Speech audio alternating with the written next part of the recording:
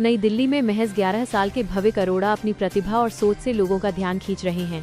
टेडेड speaker के रूप में मंच पर पहुंचे भविक ने तकनीक और उसके सही इस्तेमाल पर ऐसा संदेश दिया जिसने हर किसी को सोचने पर मजबूर कर दिया।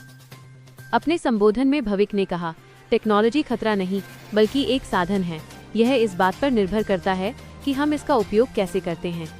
उनके इस विचार ने बच्चों को नई दिशा देने का काम किया, जिसमें जिज्ञासा, सीखने की इच्छा और सही दिशा में तकनीक के उपयोग पर जोर दिया गया। भविक की इस खास यात्रा की शुरुआत महज 7 साल की उम्र में हुई, जब उन्होंने टेक्नोलॉजी में रुचि दिखानी शुरू की। माता पिता और मेंटर्स के सहयोग से उन्होंने अपनी जिज्ञासा को आगे बढ़ाया और पारंपरिक पढ़ाई से अलग हटकर प्रैक्टिकल स्किल्स पर काम किया। कम उम्र में ही भविक ने रोबोटिक्स के कई मॉडल तैयार किए जो बेसिक ऑटोमेशन टास्क कर सकते हैं। इसके अलावा उन्होंने मशीन लर्निंग के शुरुआती प्रयोग और कोडिंग आधारित प्रोजेक्ट्स पर भी काम किया। खास बात यह है कि उन्होंने एआई और रोबोटिक्स जैसे जटिल विषयों को आसान तरीके से समझाने की क्षमता भी विकसित की है। भविक की सबसे बड़ी खासियत सिर्फ तकनीकी ज्ञान नहीं, बल्कि उनकी सीखते हुए करने की सोच और अपनी बात को प्रभावी ढंग से रखने की कला है। उनकी यह उपलब्धि यह साबित करती है कि अगर सही माहौल और मार्गदर्शन मिले तो कम उम्र में भी बड़े मुकाम हासिल किए जा सकते हैं।